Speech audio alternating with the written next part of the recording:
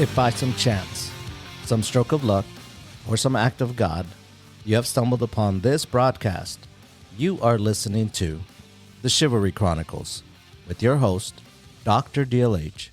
I'm a damn doctor.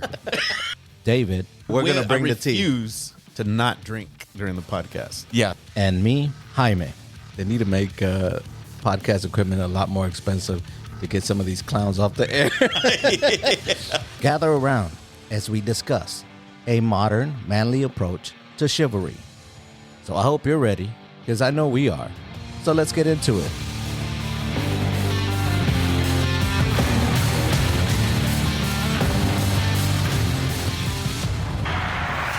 And we're back with another episode of Chivalry After Hours. Now that we got the name straight, we are here coming straight to you from the confines of the Chivalry Studios, aka my office upstairs.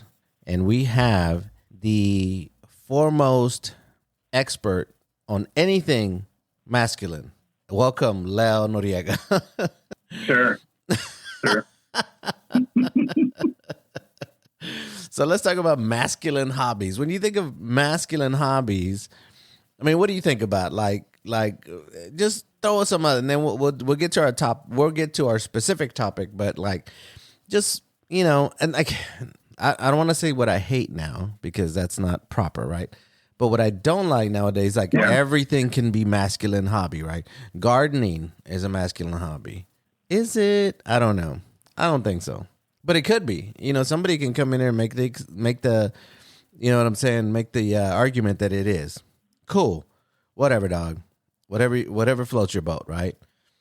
But when I talk about masculine hobbies, it's everything I do.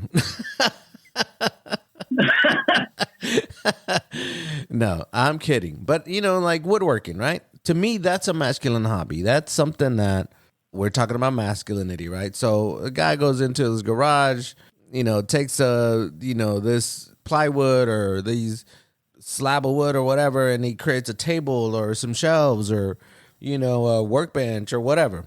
That to me is a masculine hobby. What do you think about when you think masculine hobbies?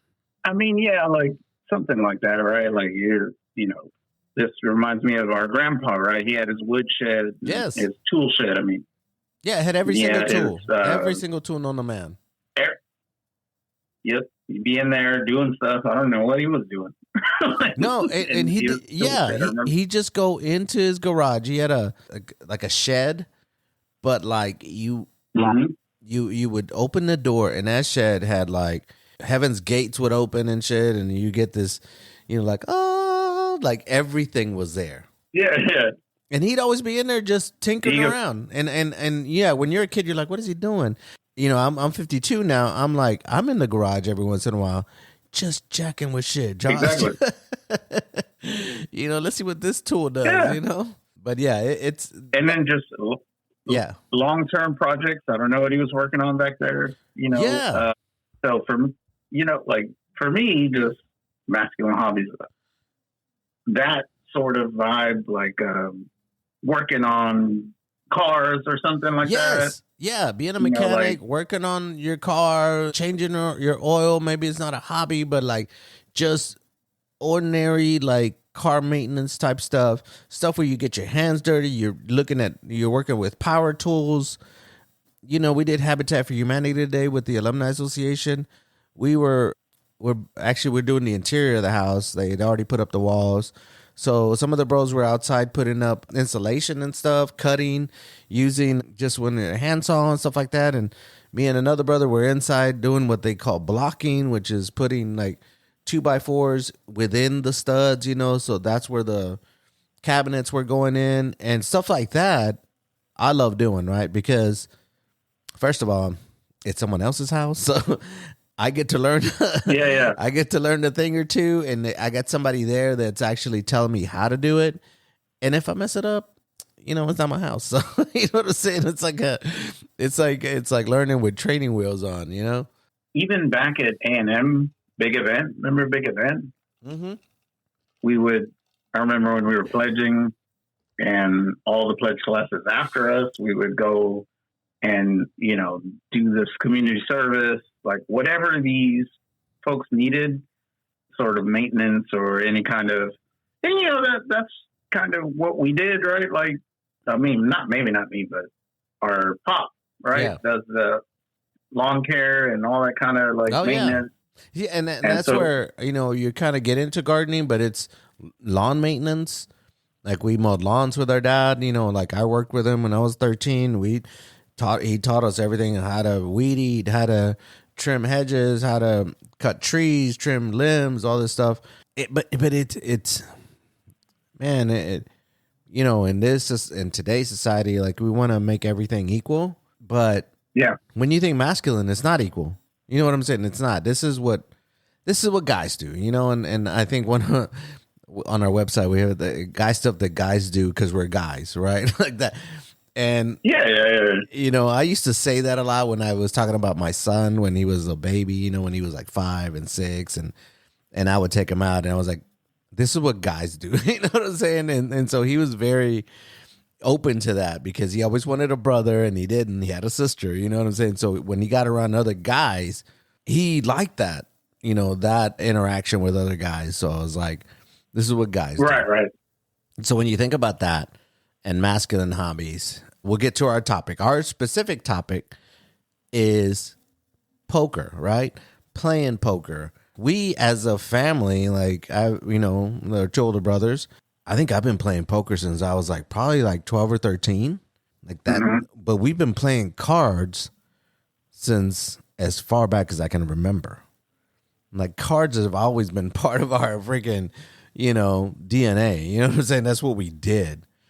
Abuelita Sara, had all her sayings about, and even my mom, right? My mom our mom took it over. Like, you're not supposed to play cards after midnight. It's like, the devil's gonna appear. Yeah, the devil appears. Satan.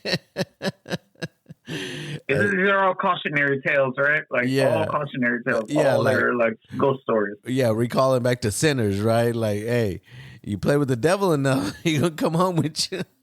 He's gonna come home with you. And so, but I just remember poker as something that we did when you're younger.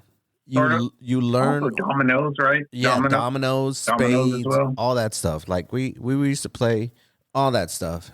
But you learn, it's kind of like on the job, right? Like nobody tells you the tricks to it. Nobody tells you the methodology or the thought process behind it. Nobody does that. You just get your ass whipped a lot. Say playing it. Yeah. Kind of like we were talking about Madden and Street Fighter and Mortal Kombat. Nobody says, hey, Lel, maybe you need to block a little bit. Maybe you need to figure out, the strategy. There's none of that. It's like, here's a stick, start playing, and I'm going to whoop your ass until you figure out how to beat me. And I think that was the same way with poker, right? When we were kids. And then sometimes we playing for money, too. Like, oh, no, we played for money. Like, a lot. Coins. Yeah. It wasn't coins. Much. Like, we're talking about coins. Yeah, it wasn't a lot of money, but it's money you lose. And so, I mean, you can't get more masculine than playing poker. Like, you look at any Western movie, it really can't be a Western movie unless you have a poker scene, right? All the great movies. Yeah. The Dead Man's Hand, right? Yeah. Aces and eights. Like, it's whenever Texas Hold'em got a boom, like when that became, kind of got into, what do you call it? The lexicon of just everything. Everybody knew about Texas Hold'em, which was probably in the early 2000s. But before that, I mean, we used to play poker all the time. I remember I graduated from college like in the late 90s. I remember thinking, you know what? I want to play with poker chips. You know what I'm saying? Like, they are so cool. Poker chips are so badass, right? And it just it takes your game to the next level, right? And so I remember graduating from college in 98, and one of the first things I bought was your normal. I paid $35, and it's 500 dice chips. And if you play poker, you've seen these. If you go to somebody's house and play poker, you've seen these.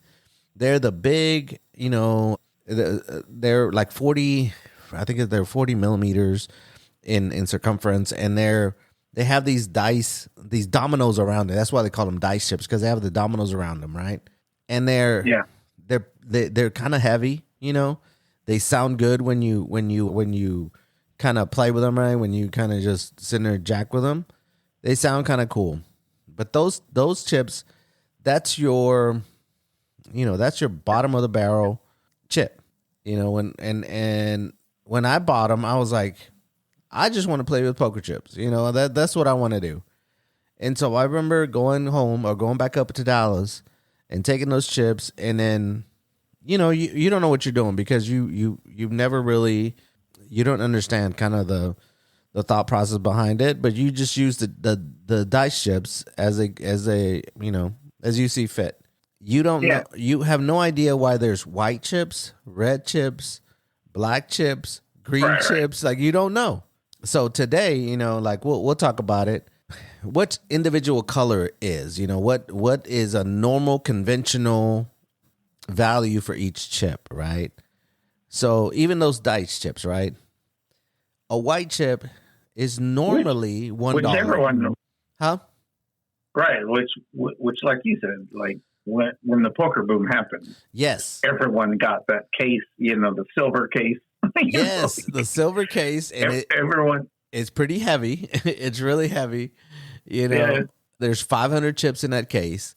I mean, Chris Moneymaker wins the 2003 World Series of Poker. 2003, yeah.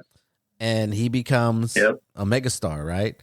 Rounders came out in 98, right before some would say that Rounders kind of pushed the poker boom. And then with Moneymaker winning, just kind of, you know, crescendoed, and then it just became, Texas Hold'em became the game.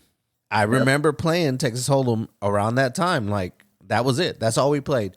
We no longer played 5-card stud. We never played, you know, like 5-card draw. None of that. That shit went out the window. It's like, we're playing Texas Hold'em. That's all we're playing from now on. And it's just, you know, crazy. what's funny? What's funny is when you say, like, I forget which podcast you said, well, you don't trust someone if they don't follow sports. Yes. When you ask someone, like, you play cards? And they say, no, I don't know how to play poker. That's kind of one of my red flags, too. Really? What do you mean? You don't know how to play cards? You never played poker? You don't play Hold'em? All right. It's crazy. Kind of weird. I taught both of my kids how to play poker when they were babies, when they were 8 years old, you know. I busted out the little dice chips and I said, okay, we're going to play poker, you know. And I remember Letty's cousin, they you know, we'd all get together because that couple has 3 kids, you know, and they're kind of the same age that Liana is, my daughter. And so her daughters are a year older and a year younger, and then they have an older boy. And so we'd get together in the summers. They call them cousin camp. We've got cousin camp this summer, you know? And so we'd either visit Dallas or they'd come to San Antonio, and we'd kind of all hang out. And I remember teaching them, you know, I would take my poker chips with me. Sometimes I just have them in the truck, you know, in my truck or in my vehicle. I just had them in the trunk just in case somebody wanted to play poker. And I remember teaching them how to play poker, you know, and it wasn't like, it's just a cool game. I mean, it's just a manly thing, right? Like I said, it's just playing poker, smoking a cigar. It's how can you get more manly than that? You know, you can't. You know, it's impossible. Yeah. Of course, movies. You know, what was the Mel Gibson movie with Maverick? Yeah, Maverick is a kind of cool movie that has some poker scenes. You have, even though you and I have never seen James Bond, I do have James Bond chips. Never seen the movie, but I saw those poker scenes, you know? Yeah, the absurd poker scene in that one movie. Yeah, Casino Royale, where everybody has like a great hand, like, you know, everybody has somebody had a full house, somebody had a what is it, a royal flush, four of a kind. It's Four like, of a what kind. are we doing? Yeah, like that would never happen in. You've never seen that in a regular game, but it happens in James almost statistically impossible. But okay, it is. Suspension of disbelief. You got to do it, dog. It's a movie. We can't just. Yeah. You gotta suspend reality for like 2 seconds. But anyway. But the other than Rounders, like Molly's Game. Molly's Game is a great movie. And so funny that you bring that up because I watched Molly's Game. I didn't watch it at the movies, but I watched it later on. And I was sitting there watching the movie. And because I'm enthralled with poker chips and I love poker, I'm looking at this movie and I'm like, those are great chips. And then the first time I had seen them was plaques. Yeah. And I was like, I see. That is so I've cool. seen them in I've seen those in kind of like I'd only seen those in like European poker tournaments. Yeah. Like I don't know where the plaques came from. I'm not like 100%. I never seen them in the World Series of Poker unless. Like I had seen people with like stacks of cash, right? Yeah. I had seen that, and James Bond and Casino Royale, they have plaques, and so I'm watching Molly's Game one day, and I want to say it's probably like 2016. When did Molly's Game come out? But I watched it. It was way after the fact. I just, I was like, well, let me check. 2017. So 2017. All right. So I must have seen it like 2018. Let's say 2018, 2019. I watched it like a year later. And I'm sitting there watching this movie and I'm loving the poker scenes. They do a really good job of explaining what's happening at the table, right? Yeah. And I see these plaques and I'm like, man, those plaques are so freaking cool. And so then I remember calling you. I was like, did you see Molly's Game? You're like, yeah. I was like, did you notice those plaques? And you're like, and you told me what you just said. Now, I've never seen them. I've seen them in Euro games and all this and that. I was like, I want some. It's like I want some plaques. And I want to introduce that to our games because our alumni association here in San Antonio, we do have poker tournaments, a couple a year. And we just have brothers. And it's a fun game. Everybody comes and plays. There's nothing too crazy. But we're always looking to elevate our game, kind of make the experience a little bit better. And so around that time, I'm like, okay, Molly's Game. She also had her own specific chips. They had an M and a B on them. And they were so freaking badass. Yeah. And I was like, okay. And then it reminded me of Rounders. So, of course, because we're rewatchable nerds, right? I go back and watch Rounders. Yeah. I was like, I need to watch Rounders again. So I watch Rounders. And then you have the Teddy KGB chips, right? With the bear on them. And then you have the Chesterfield chips, that other club that Famke Janssen is. She's kind of, is one of the ladies that runs the Chesterfield. And then they also visit the Taj Mahal, which is Atlantic City, I guess, at the time. And I'm like, okay, I bought some dice chips, and they look nothing like the chips in Rounders, and they look nothing like the chips in Molly's Game. What's up? You know what I'm saying? Like, yeah. What do I need to do? Also, you start to get into, you get way into the weeds on the stuff, like the weight of the chips, and like the colors and all that stuff, and you just want to feel the most authentic experience you can. Like, I don't think we'll ever sit at a World Series of Poker table. No. I mean, maybe $10,000. I don't know, maybe. But you just want to make it as authentic as you can. Right. I think that's what you were going for. Absolutely. I wanted to elevate our game and make it not a casino, but as close to it as possible, like you're saying, right? Nobody's going to go and be part of, the World Series of Poker and blah, blah, blah. But you know what? I was thinking, let me get you there. let me let me do the things that I can do to kind of make our game a little bit better. And so you're right? So let's just talk about casinos and the chips that they have. A lot of those casinos order their chips from specific manufacturers, and there's only a couple that actually sell chips to regular people like me and you, right? One is Classic Poker Chips. Classic Poker Chips, if you go to their website, they're the ones that made the Rounders chips. And so when I found that company, that I was like, oh shit, I can get a replica set of the Rounders chips. You can't get the exact same chips from the Rounders movie because one, the machine that actually printed those chips out, they're clay chips. They don't make that anymore, right? They don't have that mold anymore. But you can get some replica ones.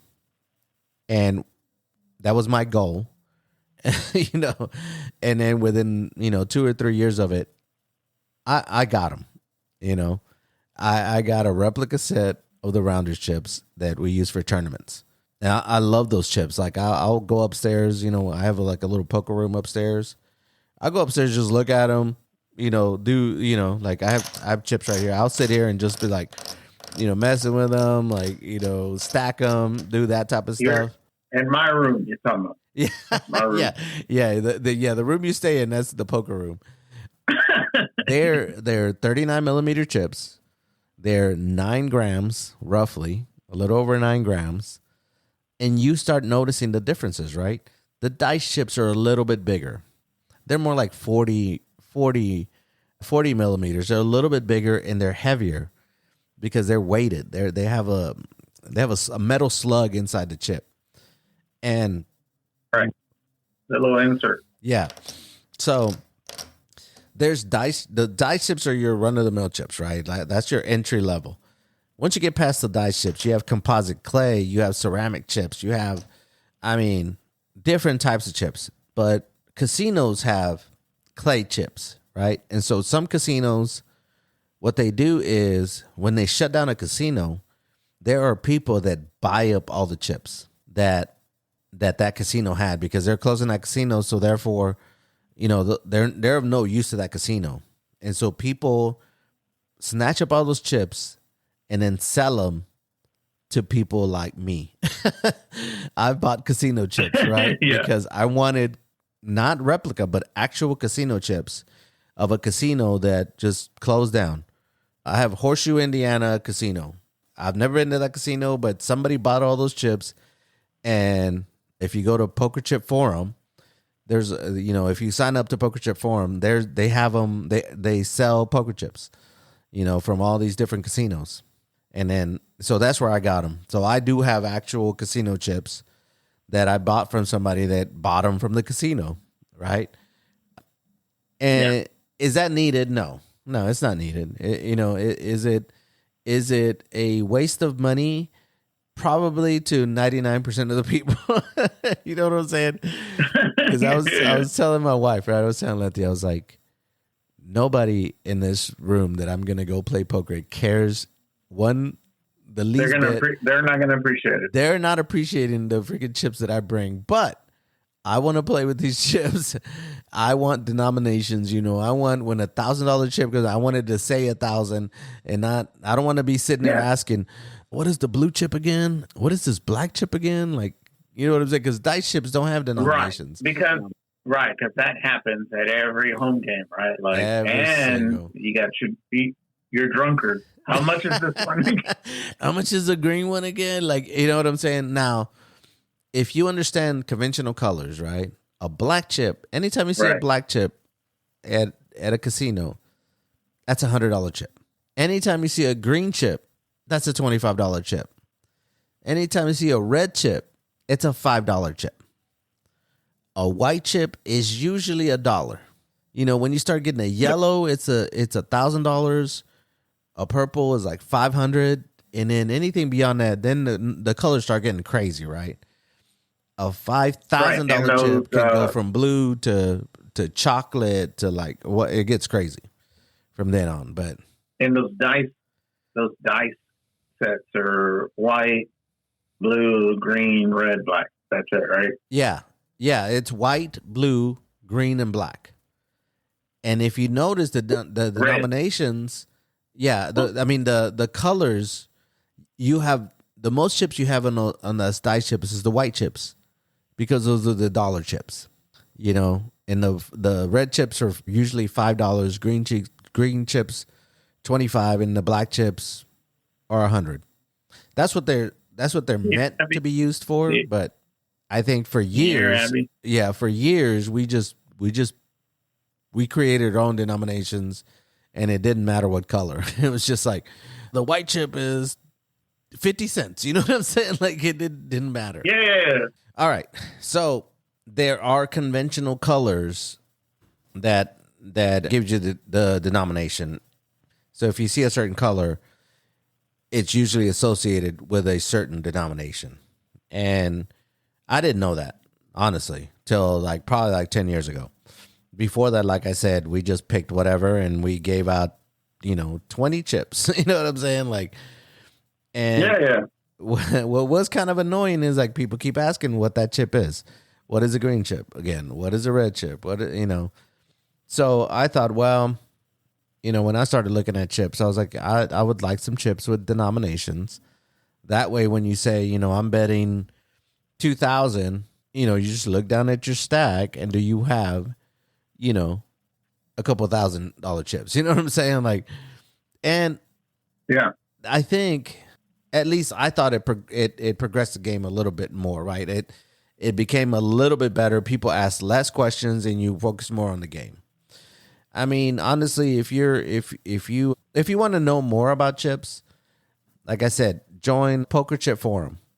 That is the best place to go figure out everything about chips. There's a YouTube guy. His name is the YouTube channel is Hobbyphilic, HOBBYPHILIC, Hobbyphilic.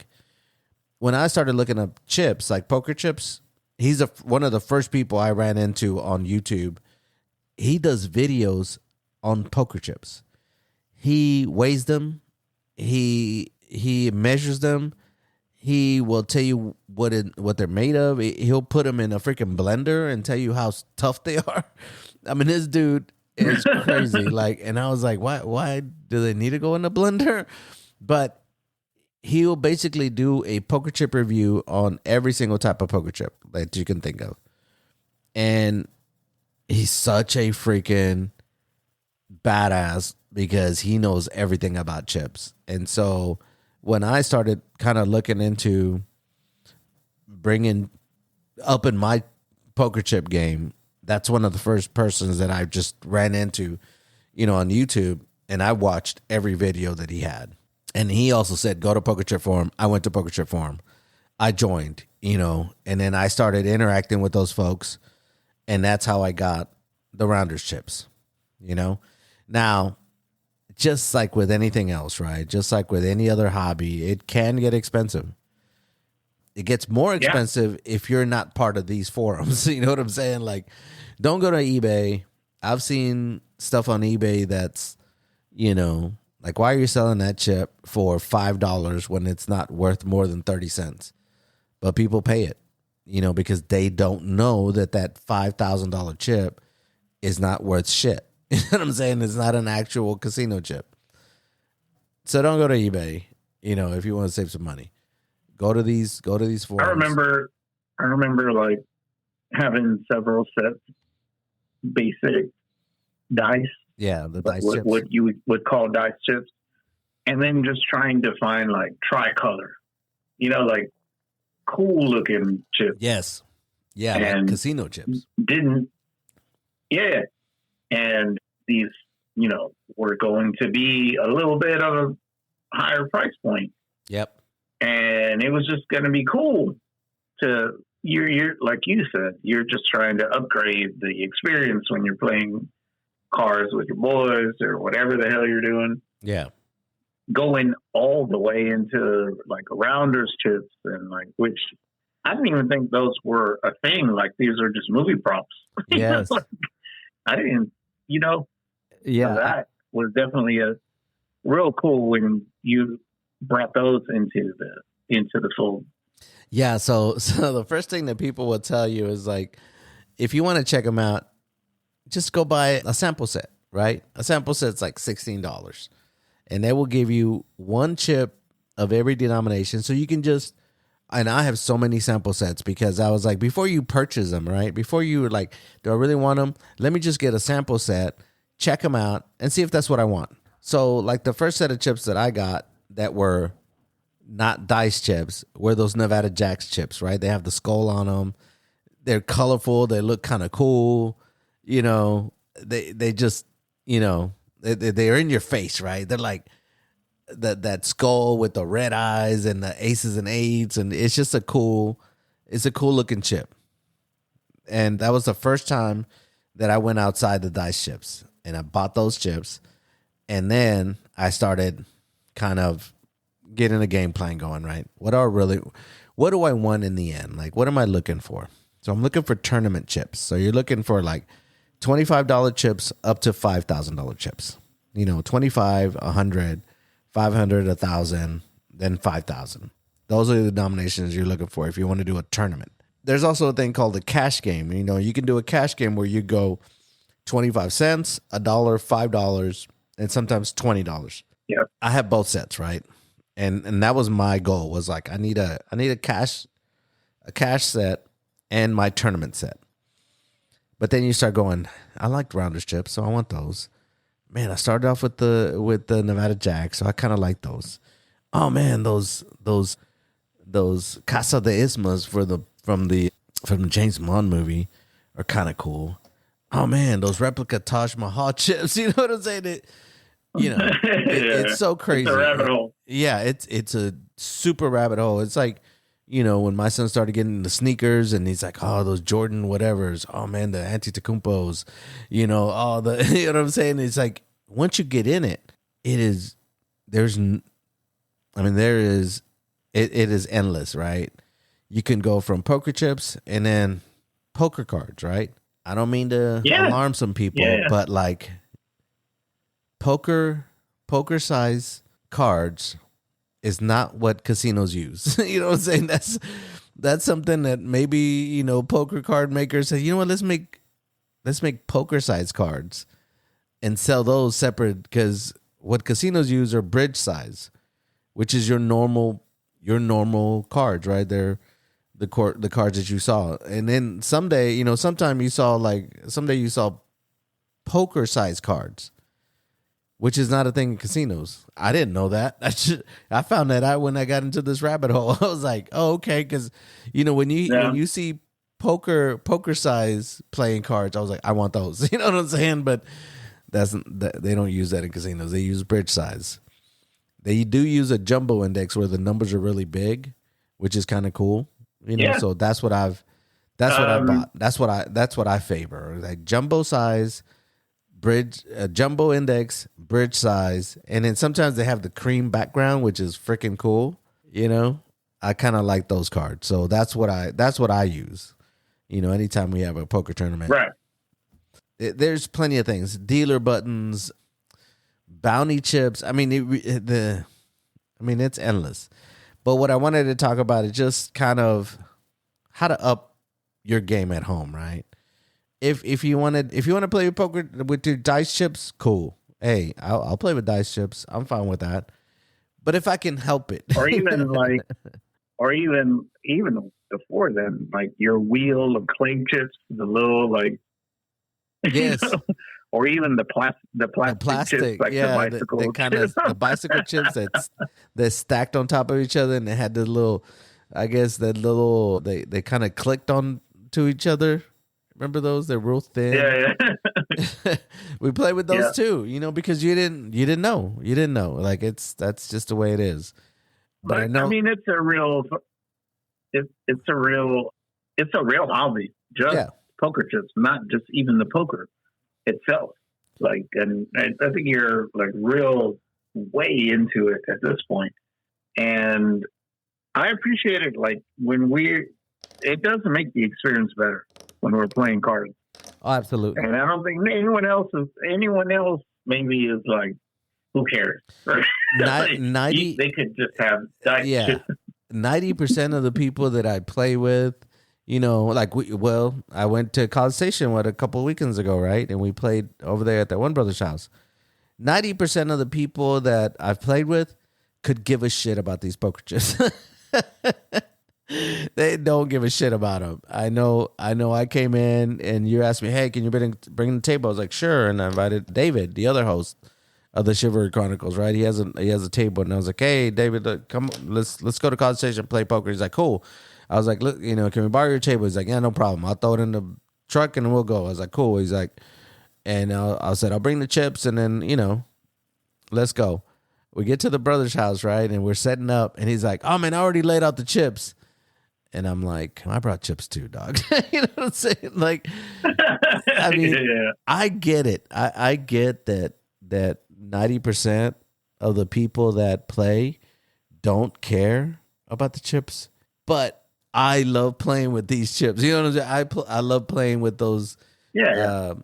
The Rounders chips rarely travel, right? The only time I bring those out is when you come to my house. Now I have taken them to Dallas, with our family, with our brother Cruz and his wife Kay. Like I've taken because I love those chips. I love the way they look. They're just they're majestic, dog. They're so good. So I've taken those to Dallas, but for the most part, they don't leave the house.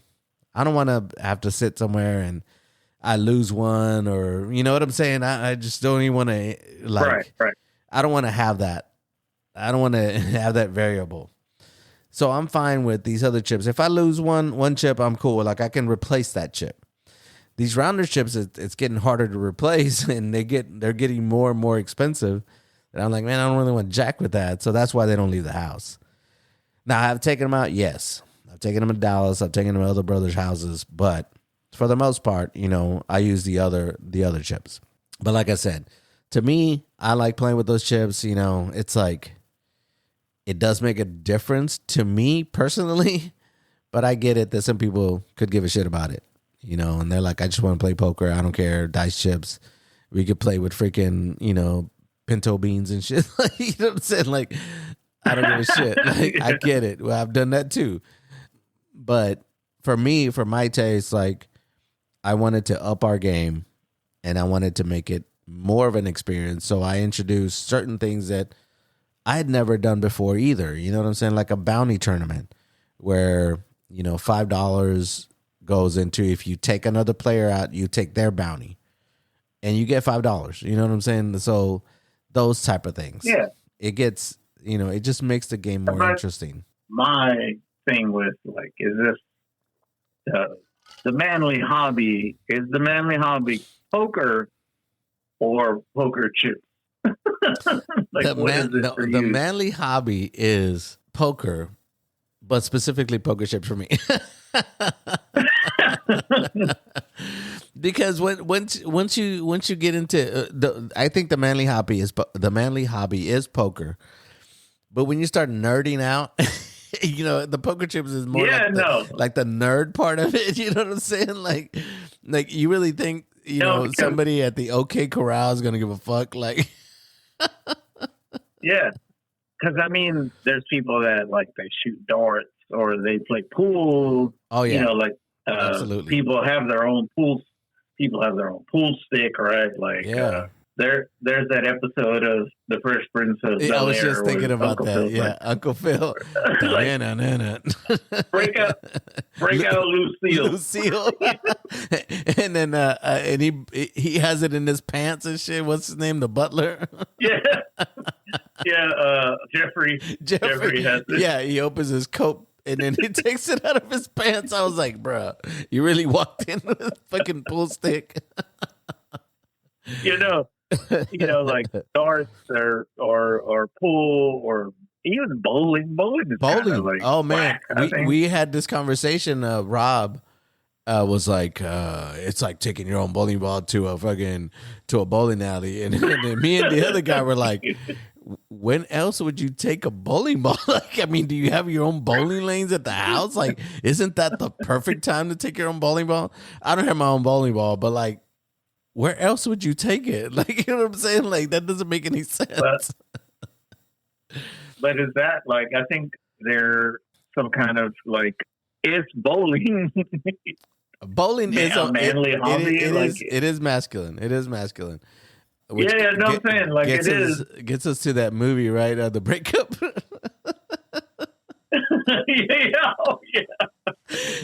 When Vince Vaughn gets kicked off the team. Band of Brothers. Band of Brothers. You should watch it sometime. And he has to take his shirt off. It's ridiculous. But I think bowling is a manly. Have I bowled? Yes. Do I like bowling? I mean, it's fun. It's okay, but it's not something that I'm gonna initiate that right now. If I ever got into bowling, would I get my own bowling ball? Maybe. I don't know. Like, I'm the kind of person, my daughter, Liana, she says I'm OCD about certain shit. And she's right? Because once I start liking something, then I will go all in, right? Like, when we started playing flag football, hey, bro, I'm going to go get the gloves. Shit, I don't care. You know what I'm saying? It's like, pro players wear gloves. You know what I'm saying? Like, I'm going to get gloves too. You know what I'm saying? Like, it helps them. Why wouldn't it help me?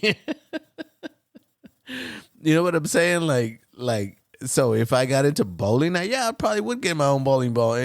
And hell yeah, I'm going to take it to the freaking bowling alley. You know what I'm saying? Like, when else would I freaking play it? And I'm pretty sure there's some brothers out there that have played in our games that probably make fun of me. Like, oh, freaking, here comes Jaime with his freaking dumbass poker chips. Like, nobody cares, bro. And then, we're getting into and then there's golf, because golf is is it a hobby? Absolutely, it's a hobby. It's expensive as hobby, just like poker chips, but you know what I'm saying? Even to play a game, it's $60 or $40 or $50. Like, I get it. Like, my son, Joaquin invited me. He's like, Dad, me and my friends are gonna go play golf. You want to go? And I was like, hell yeah, let's go. I started kind of playing tournaments because the ASCE, American Society of Civil Engineers, their younger members had, a golf tournament. And my coworker was going and said, let's go, because it was engineer. So I was like, cool, I'll go. I've never played golf, but screw it, I'll go. And so my son started getting into it, right? Joaquin started getting into it, and he invited me. I was like, cool. He's like, okay. And I was like, all right, cool. So I show up, and he's like, okay, so we got to go pay. And I was like, oh, shit. Oh, okay. So, all right. So I'm paying. All right, cool. So I'm like, I get up to the register, and it's like, oh, that'll be $130. I was like, what the hell? It's like, goddamn. I was like, a little heads up would have been fine, dog. You can't invite a motherfucker and then be like, you're paying and shit. Like, goddamn. So yeah, it's expensive. And do I have golf clubs? Yes, I do have golf. Did I go get the shoes? Yes, I got the shoes. Did I go get a glove? Yes, I got the glove. You know what I'm saying? Like, it's. I mean, yeah. When in Rome, dog. I mean, I know. For me, like, the only hobby, true hobby for me is condo collecting. Yeah. And it's expensive as well. Yes. Yeah. Nobody's gonna ask you how much you paid for that Spider-Man. Amazing Spider-Man number 129. Yeah, number 129. No. And then you got me the Marvel Tales reprint of it. Yeah. And I thought it was funny. You said that you got it at in some kind of shop at San Antonio. Yeah. And the dude was like, that's not the real one.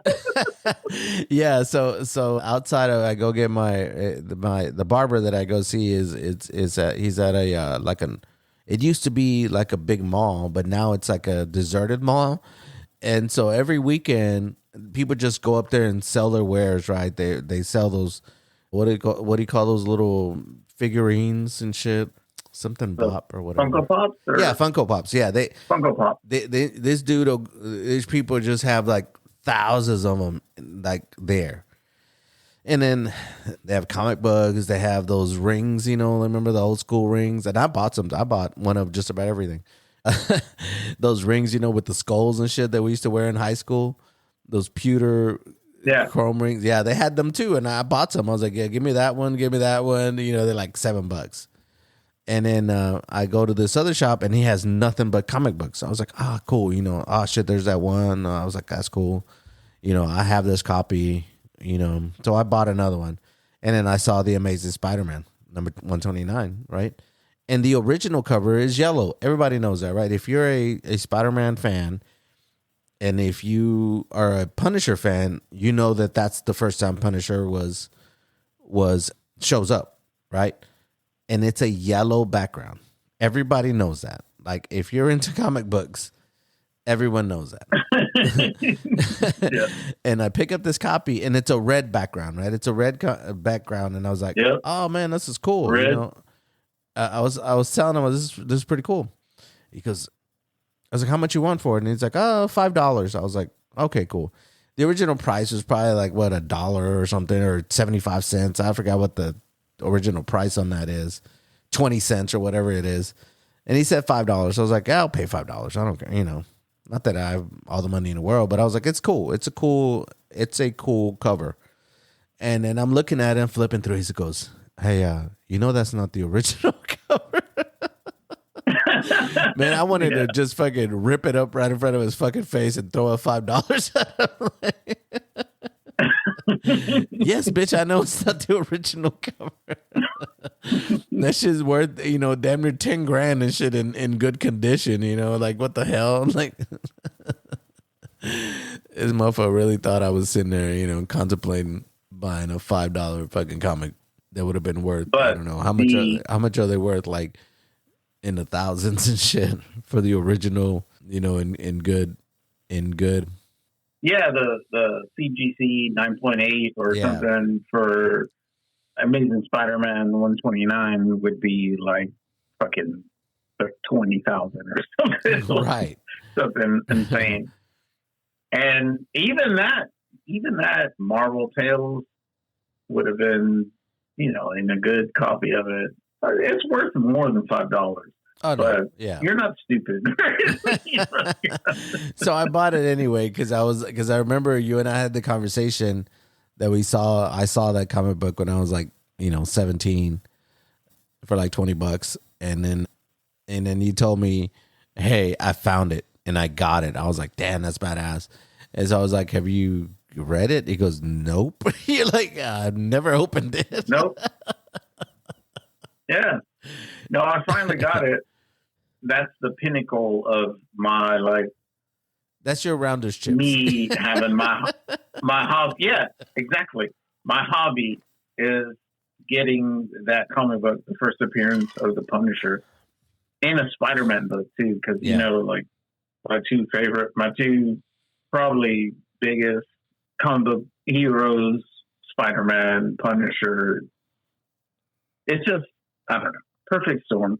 And then just to circle it all back, like comic book collecting is not, what I'm saying? It's not accepted as kind of like a manly thing. It's kind of like what the hell are you doing? Like, and that, we what's talked your about, deal? Yeah, we talked about this before, right? Like even when we were, even in the heyday of comic book collecting, it was always frowned upon in exactly. masculinity. What do you call it? The masculinity realm, as DLH would say. It was always like, that's a little kid shit.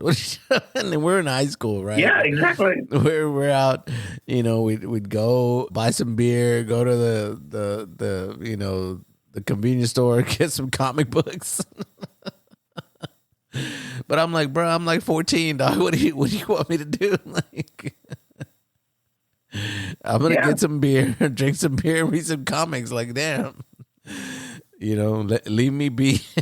But yeah, I don't know why it's not like that's always surprised me how that's as seen as not a masculine. I see why it's not, but what are you gonna do? What do you want from me? What do you want from me? So anyway, back to masculine hobbies. Playing poker, that's definitely one for me. Watch the movies, rewatch them, watch Rounders, Molly's Game, watch Lucky You, watch whichever freaking James Bond movie has poker scenes in it. And you know what? It sucks. Yeah. You know what? If you want to get away from the dice chips, look up Hobbyphilic, go to the poker chip forum, look into new composite chips or China clay chips or Paulson. Anytime you see Paulson, that's one of the best chips out there. That's a casino chip. They're called the Hat and Cane. And that logo is so freaking cool. And once you recognize the Hat and Cane logo, you will start seeing it everywhere. Any chip. I actually, anytime I'm watching a movie and they kind of gloss over poker scenes, I always scoff at, you couldn't just have real chips. You know what I'm saying? Like, you got to have this old weak ass chips. Like I actually do. Like The Sopranos, one of my favorite all time shows. They had a poker game going. Remember when the T-1000 goes in? What's that actor? He shows up in Sopranos. Oh, Robert Patrick. Yeah, Robert Patrick shows up and he's playing. Tony Soprano has like a game with doctors and lawyers. Actually, LT shows up. Lawrence Taylor shows up at one of the games. And I look at the poker. I look at the table, and they're freaking playing with dice chips. I'm like, you're a freaking mob boss. I know you're cutting corners, right? You wanna maximize the money, but man, you can spring for some nice chips. You know what I'm saying? Like, they needed to come talk to me, dog, and then I could have hooked them up with some nice chips. So anytime I see that, I'm like, man, you got a big budget ass movie, and you got these freaking dice chips. Are you freaking kidding me? Molly's Game. Molly's Game has dice chips at the beginning when she first starts off as a, as a hostess for the poker game. They use dice chips, which I just thought was kind of like, what? But you see how she kind of switches that up and then gets her own. Yeah. Yeah. Progresses. Yeah. So. But I mean, Rounders is the crown jewel of absolutely what we're talking about. Poker movies, poker like accuracy, poker chips. Yes. Obviously it sent you on your journey into spending way too much money. Hey, I'm almost catching up, dog. Recreate. I'm almost breaking even, dog, with the poker tournaments I've won and the amount of money I've spent on poker chips. I'm finally breaking even. But I was definitely in the hole for a long time. Hey, Rounders is a great movie. Yeah, which gets me to another topic that we need to discuss. Movies that make you want to do what the movie's about. So anytime I watch Rounders, I'm like, I want to play poker. Yeah. Rolled up aces over kings. Rolled up aces. No, I think telling you that Rounders, the poker scenes are so good in that movie. Yeah. And the story is secondary. And then Molly's Game, the story is primary. And I want to see more poker stuff. So give me more poker in Molly's Game because it's so good. It's such a good movie. Yeah. And I almost don't care about what's going on with Molly. Like, whatever. You don't care that she got beat up and shit. And yeah. And more. And her feud with John Dutton, you don't care nothing about that. No, like I don't care about her skiing fucking career, like whatever. That her brother was a Philadelphia Eagle.